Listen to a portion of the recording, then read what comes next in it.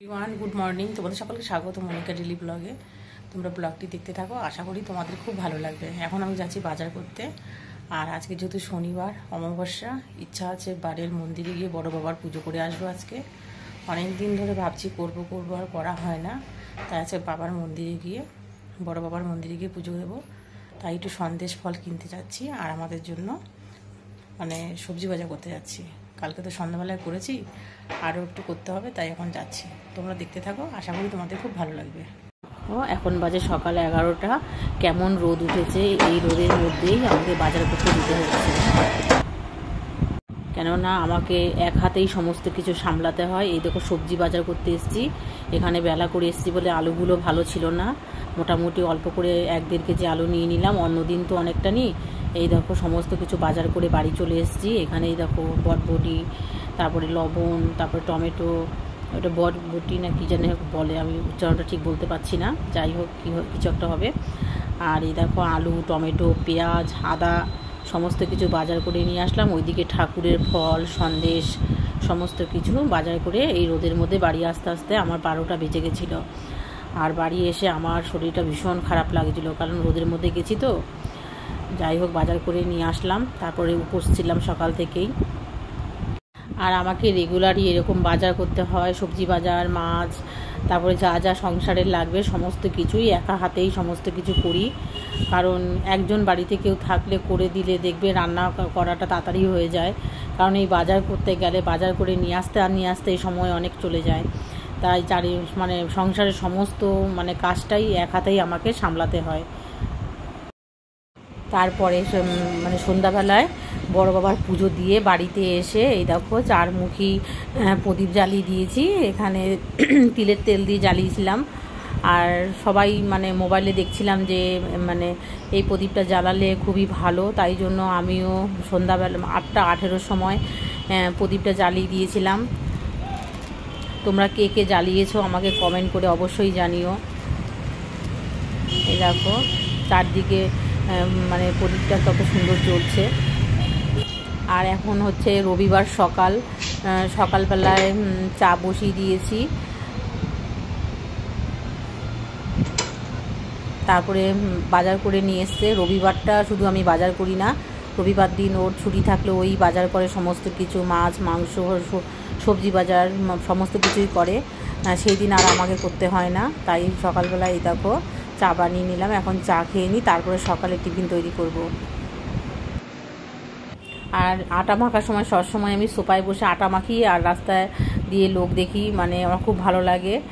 আর রাস্তার ধারে বাড়ি তো, এই বারান্দাটায় বসলে রাস্তা দিয়ে সমস্ত কিছু রাস্তায় সমস্ত কিছুই দেখা যায়, তাই খুব ভালো লাগে। এই দেখো আমি এখন আটাটা মেখে নিচ্ছি, রুটি বানাবো আর 2টো পরোটাও বানাবো। অনেক দিন পরোটা খাওয়া হয় না।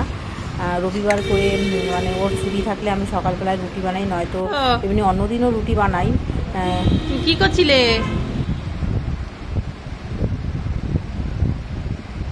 আর দাদা বাড়িতে আছে তো, বানাবো। ভালোই তো পেয়েছিস, তুই নিবি? হ্যাঁ নিবি বুড়ো। হ্যাঁ কি করবি? দাদা দাদা দাদা দিচ্ছি। তুই টক ডাল বানাবি কি? কেন কেন খাবি না? কিসের জন্য? গলা বসেছে। আর পাস ও পাঁচ পাপড়। এই দেখো রাস্তা দিয়ে এক ভদ্রমহিলা যাচ্ছিল পাপড় বিক্রি করতে করতে। পাপড়গুলো মশলা পাপড় আছে, তারপরে কালারিং পাপড় আছে, পাইপ পাপড় আছে। এগুলো ভালো হলো।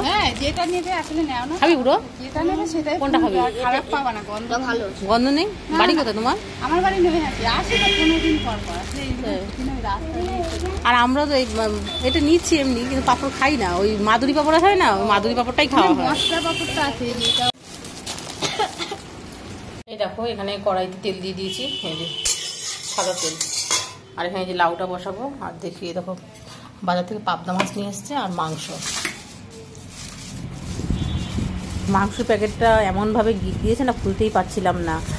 আর ওই যে তখন পাঁপড় নিলাম না, সবসময় তো বড় বড় দোকান থেকে পাঁপড় নিয়ে আসা হয়, তা মাঝে মাঝে এদের থেকেও কিছু নিতে হয়, নাহলে এদের সংসারটা চলবে কী করে, সেই ভেবে পাঁপড়টা নিয়েছিলাম। পাঁপড় মানে আমি মাঝে মাঝে এরকম যারা বাড়িতে আসে কিছু কিছু জিনিস নিয়েই তাদের একটু হেল্প হবে, বিক্রিটাও হয়ে যাবে তার জন্য।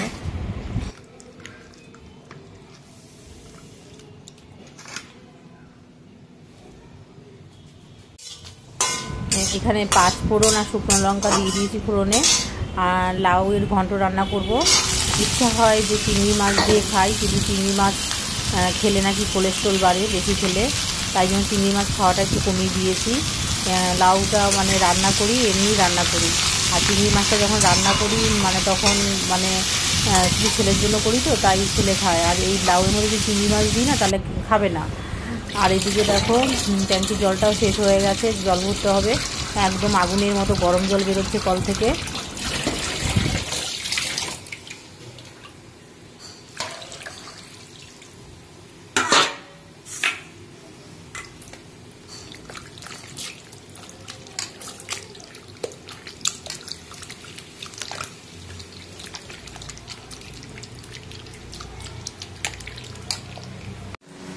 এই দেখো মাংসটা টক দই দিয়ে নুন দিয়ে হলুদ আর একটু মশলা দিয়ে মেখে মানে মাখিনি এখনও, মানে মেখে রাখবো এটা ম্যারিনেট করে। আর দিকে এই দেখো সেই পাবদা মাছ যেটা ফুটে আসে গায়ে, ঠাকুরের নাম মাছটা ভাবে।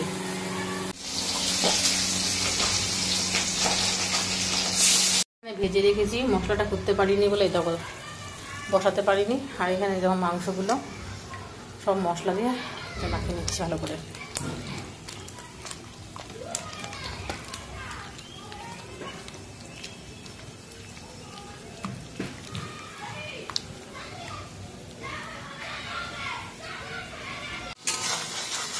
এই দেখো পাবদা মাছের ঝালটা রান্না করবো তো, তাই জন্য মশলাটা হালকা কষিয়ে নিচ্ছি।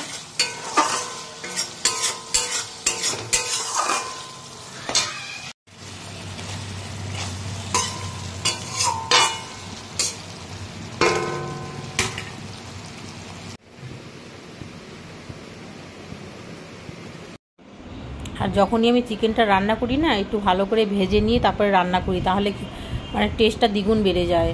সবসময় তেলে ভেজে রান্না করলে খেতে ভীষণ ভালো লাগে, তাই সব মাংসগুলো আগে তেলে ভেজে নিয়ে তারপরে রান্না করব।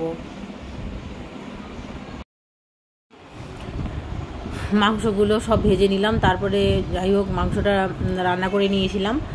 আর রবিবার দিন অনেক কিছু রান্না করতে হয় তো, তাই ভীষণ টাইম লাগে।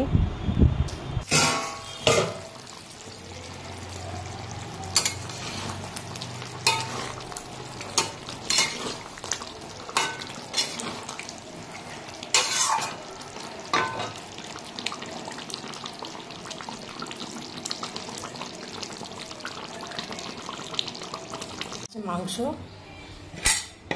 এখানে গরম ভাত, এখানে হচ্ছে পাবদা মাছের ঝাল সর্ষে পোস্ত দিয়ে, আর লাউ ঘন্ট, আর এখানে আম দিয়ে টক ডাল। তোমাদের যদি ভিডিওটা ভালো লাগে তাহলে লাইক, কমেন্ট, শেয়ার, সাবস্ক্রাইব করে দিও।